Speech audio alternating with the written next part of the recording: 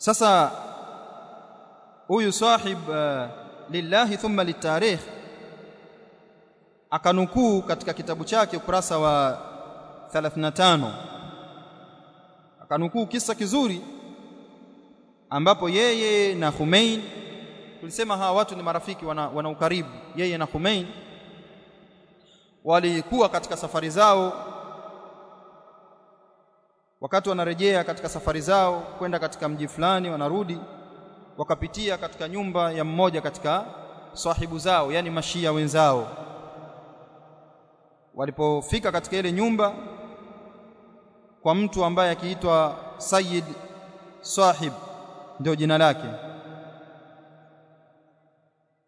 basi wakawa wanaongea, wakapata chakula pale, wakala, maongezi yakaendelea mpaka ilipofika usiku. Sasa anaelezea, anasema hivi: walamma hana waqtu an-naumi, pindi ulipofika wakati wa kulala. Sasa wameongea, wameshakula chakula, ulipofika wakati wa usiku, wa kana alhadhiruna qad insarafu, na walikuwa wenye kuhudhuria ambao wapo katika ile meza ya chakula katika maongezi wameshaondoka, illa isipokuwa ahla dar, watu wa nyumba, wana familia, watu wamepokelewa, watu wakapiga story, wakaongea, watu wakaondoka, wakabakia wale watu wa nyumbani tu, wao ni wageni, alafu na wale watu wa nyumbani ndio wamebakia pale. Absara al-Imamu al-Khomeini, akaona al-Imamu al-Khomeini sabiyatan, akaonyeshwa mtoto mdogo, biumri 4 sanawat, mwenye umri wa miaka 4 au 50 au miaka 5, walakinaha jamila jiddan, lakini mtoto huyo miaka 4 5 alikuwa ni mzuri. Fatalaba al-imamu, akaomba, akataka imamu, min abiha, kutoka kwa baba yake huyo mtoto ambaye alikuwa akiitwa Sayyid Sahib, ihdaraha, akataka yule mtoto aletwe, kwamba bwana, nimemuona mtoto wako fulani amepita hapa, hebu kamlete yule mtoto. Sawa. Kwa hiyo akataka kwa baba yake ihdaraha, yule mtoto aletwe, litamattu biha, kwa ajili ya kumfanyia muta. Fawafaqa abuha, baba yake akakubali. Ndio madhara ya kukaa na mashia, wakishakuingizia itikadi zao, na wewe unaona muta ni ibada, kujikaribisha, kujikurubisha kwa Allah. Kwa hiyo akimtaka muta mtoto wako, unaona anafanya ibada, unampeleka. Sasa ndio haya yaliyotokea. Kwa hiyo Khomeini huyu al-Khomeini al-Khabith, baada ya kumkodolea macho mtoto wa watu, mtoto mdogo miaka 4 5, akamwambia baba yake, bwana, mlete huyu nimfanyie muta. Jamaa anajua muta ina faida, ni katika dini yetu. Basi baba yake akakubali. Fawafaqa abuha, baba yake akakubali, bifarhin balighin, tena kwa furaha kubwa. Tumepata ukarimu sisi, tumekirimishwa, mwanangu anafanywa muta na shekhe mkubwa kama huyu. Fabata al-Imam al-Khomeini was-sabiyya fi hadanihi, akalala al-Imam Hussein was-sabiyya, na yule mtoto, fi hadanihi, yupo katika kifua chake, yupo kwenye kumkumbatia yule mtoto. Wa nahnu nasma'u bukaaha, na sisi tunasikia kilio cha yule mtoto, wa sarikhaha, na kule kupiga kwake kelele. Kwa hiyo Khomeini akamfanyia mutaa yule mtoto mdogo wa miaka 4 5. Watu wamelala huko, wanasikia mtoto watu anapiga kelele. Sasa ilipopambauka asubuhi, jamaa alikuwa akisikia zile kelele, zilimkera. Kwa hiyo anasema pindi ilipoingia asubuhi, tukakaa sisi kwa ajili ya kula mezani. Kwa hiyo akawa yule Khomeini al-Khomeini ananiangalia mimi, na mimi uso wangu nimeukunja, nimekasirika. Al-Khomeini akawa anajua kabisa kwamba kitendo nilichokifanya sio kizuri, mpaka mwenzangu amekasirika. Kwa hiyo haya ni maneno yanaafikiana na haya ambayo al-Khomeini ameyanukuu katika kitabu chake, kwamba hakuna tatizo kufanya mutaa na mtoto mdogo, ukamkumbatia na ukampapasa papasa na pia ukambusu. Kisha akasema katika maajabu ya tendo hili la mut'a, akasema sahibu lillahi thumma litarikh, akasema waqad jarra intisharu al-amali bilmut'a, kwa hakika imepita kusambaa kwa matendo ya mut'a ila i'arati al-farji, mpaka ikaenda katika kuwazima kukodisha tupu. Kuna kitu kinaitwa kukodisha tupu, atakielezea hapa mbele. Kwa hiyo jambo hili la mut'a limeenda likapita mpaka ikafikia katika hatua ya kukodisha tupu. Wa i'aratul farji, na kukodisha farji. Sawa. Wa i'aratul farji maanaha, na kukodisha tupu maana yake an yu'tiya ar-rajulu imra'atahu, ni kutoa mwanamume mke wake, au amatahu, au kumtoa kijakazi wake, ila rajulin akhar, akampa mtu mwingine. Fayuhilla lahu, inahalalika kwa huyo mwanamume ambaye kapewa, an yatamatta biha, kufanya mut'a na ule mwanamke wa rafiki yake, au an yasna biha, au kufanya na huyo mwanamke, au an yasna biha, au kufanya na huyo mwanamke ma yale ambayo yuridi, anayataka. Huko ndo kunaitwa kuwazima tupu.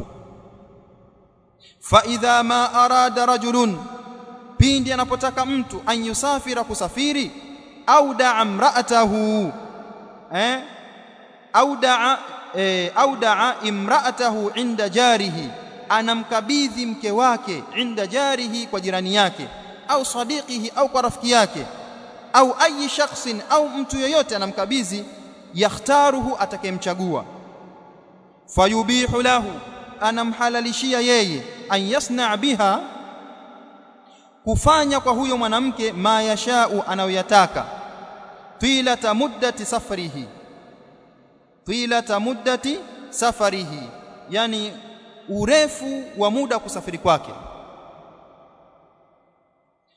Wa hunaka tariqatun thaniya, na pia kuna njia ya pili, li'ira'ati al-farji, kwa kukodisha tupu. Njia ya pili, idha nazala ahadun dhaifan, pindi atakaposhuka, manake atakapokuja mtu yeyote, dhaifan, akiwa ni mgeni, inda qaumin, akaenda kwa watu, wa aradu ikramahu, na watu wakataka kumkarimu, fa inna sahiba ad-dari, hakika yule mwenye nyumba, yu'iru mra'atahu lidhaifi, anamwazima mke wake kumpa yule mgeni, tilata muddati iqamatihi, kwa muda wa kukaa kwake, indahum, kwa hao watu. Fayuhillu lahu minha kulla shay'in, sawa, anamhalalishia yeye, minha, kwa huyo mwanamke, kulla shay'in, kila kitu. Mut'a imefikia katika hatua hii kwamba sasa bwana, wewe ukienda kwa watu, njia nzuri ya kukukirimu wewe, nakupa bwana mke wangu huyo hapa bwana, pumzika naye usiku. Hii ndiyo mut'a ilipoelekea. Bali mut'a, mashia wakaenda mbali zaidi mpaka kuhalalisha, sababu mut'a ni mwanamume anafanya na mwanamke, bali hata mashia wakahalalisha mwanamume kwa mwanamume. Qala Abu Abdullah, amesema Abu Abdullah, na haya ni maneno ambayo wamemsingizia katika kurasa wa 50 katika kitabu lillahi thumma litarikh, wameandika haya maneno. Qala Abu Abdullah, amesema Abu Abdullah, idha tala bika as-safar, pindi takapokuwa ndefu kwako wewe safari, fa alayka binika'i dhakari, basi ni juu yako kumuoa mwanamume. Maneno haya yapo katika vitabu vya Kishia, ameanukuu sahibu lillahi thumma litarikh Sayyid Hussein al-Musawi katika kurasa wa 50, utayakuta maneno haya. Sasa nyinyi wapelekeni tu watoto zenu kwenye shule za mashia, wengine wanahurika, ukiona shule imeandikwa Abul Fadhl, labda unajua ni shule ya kisalafi. Hakuna, ni mashia wale. Sasa nyinyi wapelekeni watoto zenu kwenye shule za Kishia, kwa kuwa ada zao hamna kabisa au ada zao ni hafifu. Mwisho wa siku na binti yako nampeleka mdogo, anakuja binti yako kaharibikiwa kwa sababu ya vitendo vya Kishia. Wewe unajua anachofundishwa kule. Na sisi wazazi tunajijua jinsi tulivyokuwa wavivu katika kufuatilia maendeleo ya watoto zetu. Tunajijua. Mwanao umempeleka katika shule ya Kishia, hufuatilia anafundishwa nini, anasoma nini, wanaambiwa mambo gani, hufuatilii. Unakuja kushtuka mwanao kashaharibika, wameshamharibu mwanao. Sasa utamlaumu nani? Nani utamlaumu? Kwa hiyo jamii yetu inatakiwa izinduke kuhusiana na watu hawa. Tusisikilize redio zao kwa sababu ndani yake kuna upotovu mwingi. Kadhalika katika mashule yao hakuna kwenda, katika ma TV yao sijui IBN hakuna kuangalia. Tuwakataze watoto wetu ili tuandae kizazi ambacho kitakuwa ni salama. Lakini kubwa zaidi tuelimishane. Haya ambayo tunayoyasema leo hapa, tunayoyasoma, yasibakie kwako wewe tu. Mwambie na mwenzako kwamba bwana, nimekaa mimi nikasikia kumbe mashia wako hivi. Sisi tuliomo ndani tu tunatosha. Kila mmoja akimpa taarifa mwenzake, bila shaka Tanga nzima hii itajaa watu, itakuwa taarifa zimeenea kwamba bwana, kumbe mashia wako. Ukikaa maskani pale kwa bodaboda, waambie wenzako, bwana, nimesikia darasa huko bwana, kumbe mashia wako hivi na hivi na hivi. Bodaboda huyo atapeleka kwa mwenzake, hivyo hivyo taarifa zisambae, kuonyesha kwamba hawa watu ni watu waovu, watu wabaya. Sasa mpaka watu wanakuja kuhalalisha mambo ya kuingiliana kinyume na maumbile. Hawa ni watu kweli? Ni jamii kweli? Hawa ni watu kweli wa kutangamana nao? Hawa ni kuwafanya marafiki watu hawa? Kwa tuchukue tahadhari kubwa tu kuhusiana na mashia. Hawa si wenzetu. Matusi tulioyaona huku wakiwatukana maswahaba,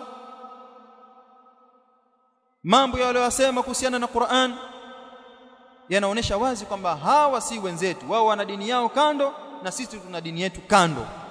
Tusijihusishe nao kwa kitu chochote, wabakie wao kama mabudha tu, yani wao kama Wakristo wajulikane hivyo. Kisha akasema wayakdhibuna ala al-a'immati min ali al-baiti fi riwayatin tujizu dhalika, na wanawasingizia maimamu katika watu wa nyumba ya Mtume sallallahu alaihi wasallam kwa riwaya ambazo zinajuzisha hilo. Wanawasingizia kwamba kuna riwaya zimekuja zikijuzisha jambo hilo. Faqad rawa at-Tusi, amepokea at-Tusi an Muhammad bin Abi Ja'far, kutoka kwa Muhammad bin Abi Ja'far qala, amesema qultu, nimesema ar-rajulu yuhillu li akhihi farja jariyatihi. Ar-rajulu, mtu, yuhillu li akhihi, anamhalalishia ndugu yake, farja jariyatihi, utupu wa jaria wake, wa mjakazi wake. Qala, akasema naam, ndiyo, mhalalishie, la basa bihi, hakuna tatizo. Lahu ma ahalla lahu minha, atapata yeye kile ambacho amemhalalishia kwa huyo jaria, kwa huyo mfanyakazi.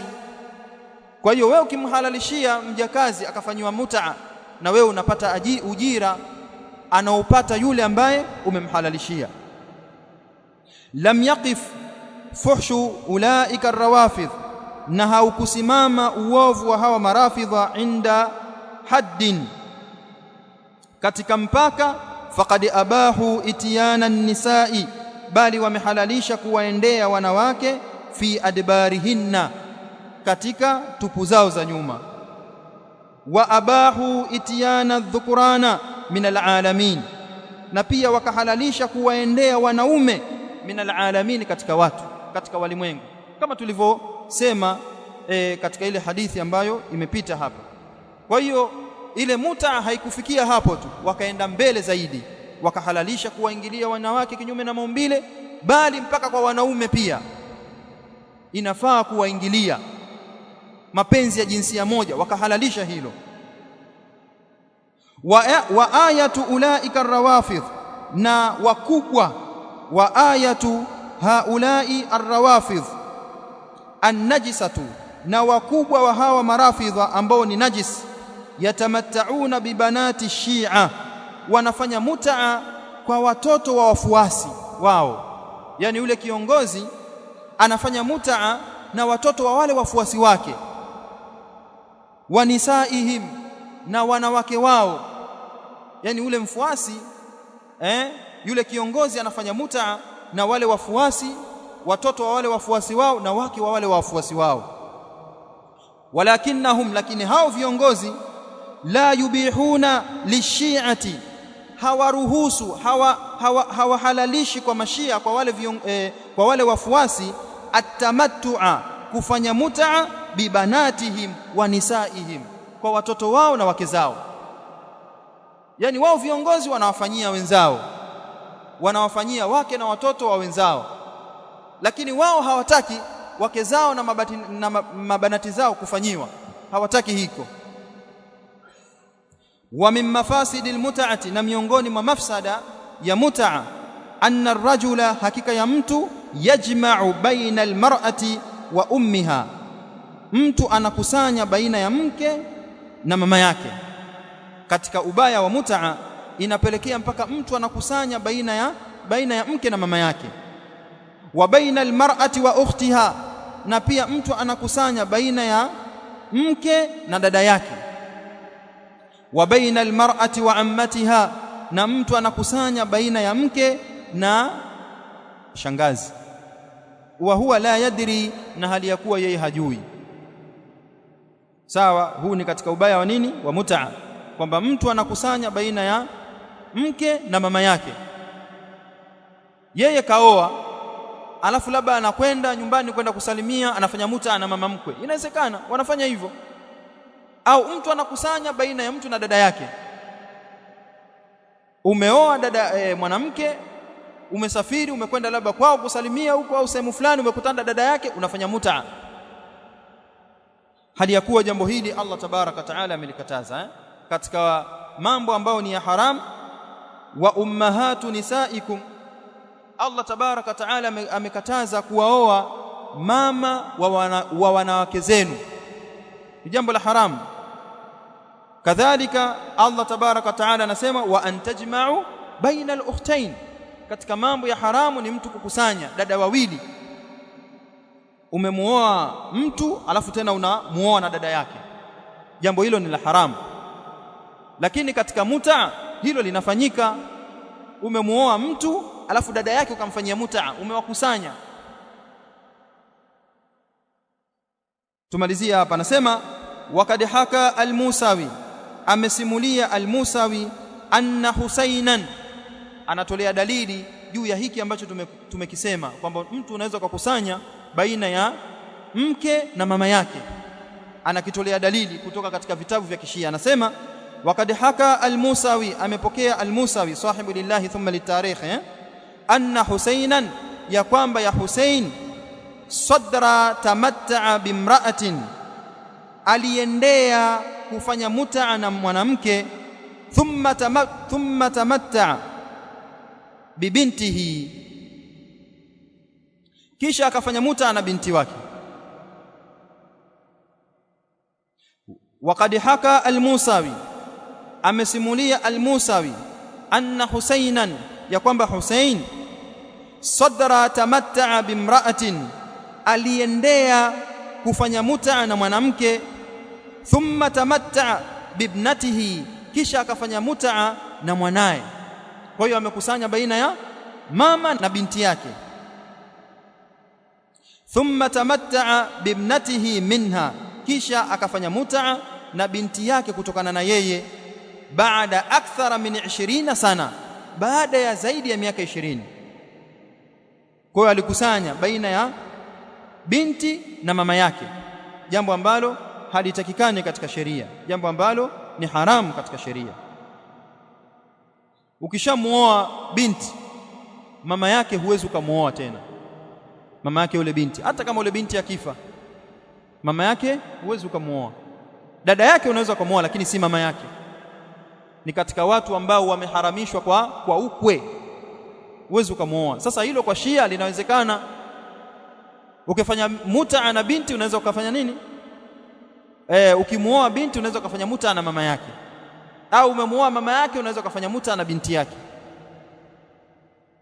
Limebakia jambo la 10 ambalo ndio jambo la mwisho, inshallah tutamalizia kesho. Subhanakallahumma bihamdika, ashhadu an la ilaha illa anta, astaghfiruka wa atubu ilaik. Allahu a'la wa a'lam.